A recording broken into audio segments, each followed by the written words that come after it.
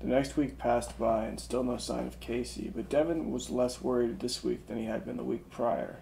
He figured she'd be there in detention just like the last time. He should have gotten her phone number, he thought to himself, but for the life of himself he never remembered that sort of thing. Instead, he waited and waited in his sadly disposition until Friday afternoon. When it was Friday and the school day had proceeded to come to an end, Devan made his way to his homeroom, to detention, though obviously he wasn't dreading it. Well, mostly, and when he approached his homeroom classroom, he could have sworn that he felt a draft of cold air from an open window or door, though there were none nearby. At least none that led outside. He looked behind him, but by the time he turned his head back towards his homeroom, Miss Humphrey was standing outside, mean as ever. "Well," she almost cooed, "you know what to do." Devan almost gave her a look of annoyance, but thought better of it, and proceeded to enter the classroom. Per usual, Casey was sitting in the corner, and Devan's desk, well, it was nowhere to be seen. He took a look around, spinning as he did so, only to find Miss Humphrey smiling down at him. "You'll sit on the floor today, Devan." "On the floor," Devan said bitterly. "For an hour?" She nodded, "And if you don't, you know what happens." Devan shook his head. "I don't really care what happens at this point." No, Miss Humphrey said coyly. "Then perhaps you'd rather be suspended along with your little friend over there for, say, disorderly conduct." Devan looked over at Casey and sighed. "Fine, whatever. Where do I sit?" "There," Miss Humphrey pointed to a spot on the floor near the corner closet closest her desk. Devan took his seat, crossing his legs and arms, and faced the wall. Devan did so, and for the rest of the detention he sat there staring at the wall, arms and legs aching by the end of it from maintaining that position. But finally detention came to an end, and he and Casey were walking back to his home to play another game. He hadn't noticed when he walked into Miss Humphrey's room, not initially, but Casey's hair was dyed black, and she wore strange eye contacts now, making her appear very goth and a little scary. Devan could hardly admit it, but he liked her new look quite a lot, though he found it somewhat perturbing. He didn't ask her about it much, but when she looked up at him with wide eyes, he couldn't help it. "Why the wide eye contacts?" Devan questioned. "I don't know," she shrugged, less shy than she'd been a week ago. Maybe she was growing comfortable with him. "Why not?"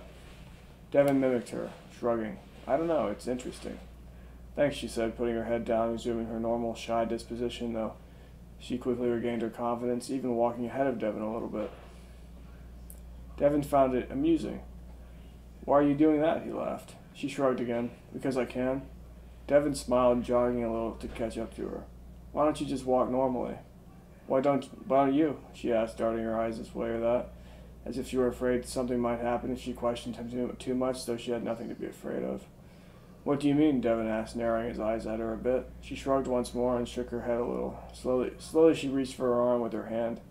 "I'm sorry." "I know," Devan sighed, looking away a moment. "I walk like I'm depressed." She looked up at him. "If you realize it, why don't you fix it?" He smiled. "That's how I feel. Why should I pretend otherwise? You don't seem like it right now." "Well, right now I'm with you." Casey smiled back and reached out to take Devan's hand. Hand in hand they walked again to Devan's house. A moment passed. "I gotta ask," Devan started to say. "What?" Casey asked back in a worrisome manner. Where are you every week? I never see you at school." Casey looked at him intently for a moment and then looked down. "I don't go to school there." Devan stopped walking and looked at her. "You don't go to Northlamp?" With her eyes lowered, she shook her head. "No, I don't." "Oh," said Devan as he began walking again slowly. "Strange," he murmured. "Why is it strange?" Casey asked, jumping a little as if the word made her uncomfortable.